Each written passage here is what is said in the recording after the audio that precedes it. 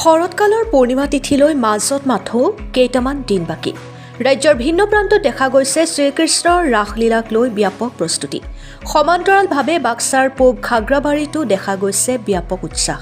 পূব খাগ্ৰাবাৰীত ৯২ সংখ্যক ৰাস মহোৎসৱ আয়োজন কৰা হৈছে। এইবাৰ উজনিৰ সত্ৰসমূহৰ নিচিনাকৈ গুৰুজনাৰ আদৰ্শেৰে আধাৰিত এক ব্যতিক্ৰমী ৰূপেৰে কণ কণ শিশু তথা যুৱ প্ৰজন্মক অগ্ৰাধিকাৰ দি ৰাসলীলা উপস্থাপন কৰিব বুলি জানিবলৈ দিয়ে উদ্যোক্তাসকলে।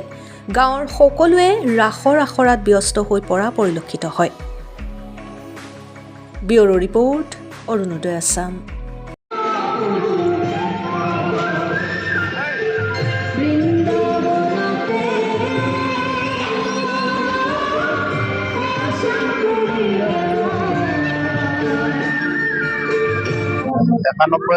খাগ্ৰাবাৰী শ্ৰীকৃষ্ণ ৰাস মহোৎসৱ জালা অঞ্চলৰ আটাইতকৈ পুৰণি এখন ৰাস আৰু বাক্সা জিলা বোধহয় আমি জনাত এইখনে পুৰণি ৰাস। আমি যদিও ৯১ সংখ্যক পাতো, আমাৰ আচলতে ৰাসখন ১০০ প্ৰায় ২০-২১ বছৰ বয়স হৈছে আমি জনাত। কিন্তু তথ্যৰ ভিত্তিত যেতিয়াৰ পৰা আখৰৰ ব্যৱহাৰ হৈছে, লিখা পঢ়া কাম হৈছে, তেতিয়াৰ পৰা আমাৰ ৯১ সংখ্যক ৰাস আমাৰ হৈ আছে। এই ৰাসত আমি প্ৰতি বছৰে আমি কিবা নহয় কিবা মানে ৰাইজৰ মনোভূত হোৱাৰ নিচিনা আকৰ্ষণীয় বিশেষ এটা দৃষ্টি আকৰ্ষণ কৰিব পৰা আমি কিবা এটা কৰোঁ। এতিয়া আজিকালি গতানুগতিকভাৱে ৰাস মহোৎসৱ বুলি ক'লে সাংস্কৃতিক যিটো দিশ সেইটোতে বেছিকে গুৰুত্ব দিয়া হয়।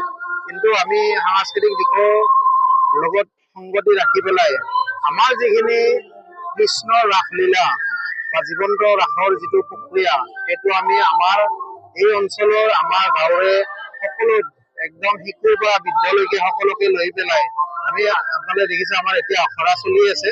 গতিকে আমাৰ গোপিনী নৃত্য, কৃষ্ণ নৃত্য এইবিলাকৰ ওপৰত আখৰা চলি আছে। আমি সমান্তৰালভাৱে যিহেতু নামনি অসমত আমাৰ মৃন্ময় যিটো ৰাস, মূৰ্তি যিটো ৰাস সেইটোও হয়, সেইটোকো আমি লগত ৰাখিছোঁ। আৰু আপাৰ আছামৰ যিটো বা আমাৰ সত্ৰীয়া যিটো কৃষ্ণৰ যিটো লীলা, সেইটোত আচলতে বাৰুকৈয়ে আপাৰ আছামত আমি দেখিবলৈ পাওঁ। সেই ৰাসলীলাটো আমি ইয়াতেও লাহে লাহে ইয়াৰ ধাৰাটো আমি আনিবলৈ চেষ্টা কৰিছোঁ। লগতে আমাৰ এই গোটেইখিনি লৈ পেলাই শিশুৰ পৰা বৃদ্ধলৈকে আমি বিভিন্ন কাৰ্যসূচী ৰাখিছোঁ, সকলোৱে আত্মীয়তাৰে আন্তৰিকতাৰে অংশগ্ৰহণ কৰিব পৰাকে। লগতে আমাৰ এই অনুষ্ঠানত ইয়াত বিভিন্ন ধৰণৰ ধৰ্মালোচনী সভা হ'ব, শিক্ষামূলক প্ৰতিযোগিতা হ'ব ছাত্ৰ ছাত্ৰীসকলক লৈ, আৰু আমাৰ আই মাতৃসকলক লৈ বিভিন্ন ধৰণৰ যাতে তেওঁলোকৰ আত্মবিকাশ ঘটিব পাৰে, তেওঁলোকে যাতে নিজক স্বাৱলম্বী কৰি তেওঁলোকে যাতে আৰু ওলাই আহি সমাজক নেতৃত্ব দিব পাৰে, তেনেকুৱা ধৰণৰো বিকাশৰ ক্ষেত্ৰত অগ্ৰগতি ল'ব পৰা, সবলীকৰণৰ ক্ষেত্ৰত অগ্ৰগতি ল'ব পৰা আমি কিছুমান কাৰ্যসূচী ৰাখিছোঁ। সাংস্কৃতিক দিশত আমি ৰাইজক আপ্লুত কৰাৰ কাৰণে নীলম নয়না আৰু আমাৰ বিদ্যাসাগৰকে ধৰি বিভিন্ন সাংস্কৃতিক জগতৰ শিল্পীক আমি আমন্ত্ৰণ জনাইছোঁ। ঢুলীয়া থাকিব, ভাওনা থাকিব, ওজাপালি থাকিব, মৃন্ময় মূৰ্তিবিলাক থাকিব। গতিকে আমি বিভিন্ন ধৰণৰ বৃন্দাবনৰ ৰূপসজ্জা আমি কৰিছোঁ। আমাৰ পুখুৰীত আমি মহামৃত্যুঞ্জয় শিৱলিংগৰ যিটো ব্যৱস্থা কৰিছোঁ, আমাৰ তাত ব্ৰিজ এখন দিয়া হৈছে, ইয়াতে মেলাৰ ব্যৱস্থা আছে, থিয়েটাৰ আছে।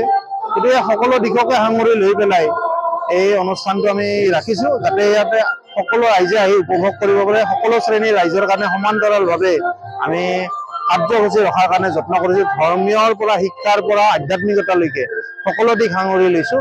আৰু ইয়াত আমি এই অনুষ্ঠানত সকলো ৰাজনৈতিক দলৰ ব্যক্তিক আমি আমন্ত্ৰণ জনাইছোঁ, দল সংগঠনৰ ব্যক্তি, সামাজিক, শিক্ষা, ৰাজনৈতিক, বিজ্ঞান, অৰ্থনৈতিক সকলো দিশৰ ব্যক্তিকে আমি আমন্ত্ৰণ জনাইছোঁ, যাতে এই অনুষ্ঠানটোৰ মাধ্যমেদি আমাৰ জালা অঞ্চলৰ এটা চিনাকি বা ইয়াক আগবঢ়াই লৈ যোৱাত এটা যাতে সুবিধা হয়, তাৰ কাৰণে আমি সকলোকে ইয়াত লগতে আমন্ত্ৰণ জনাইছোঁ আপোনালোকৰ মাধ্যমেৰে। আৰু আমি যেনেকে ৰাইজৰ গঠনমূলক সমালোচনা, দিহা পৰামৰ্শ আশা কৰিছোঁ, ভৱিষ্যতে যাতে আমাৰ এই অঞ্চলৰ ৰাসখনৰ মাধ্যমেৰে আমি অঞ্চলটো আগুৱাই লৈ যাব পাৰোঁ, এইখিনি আমাৰ।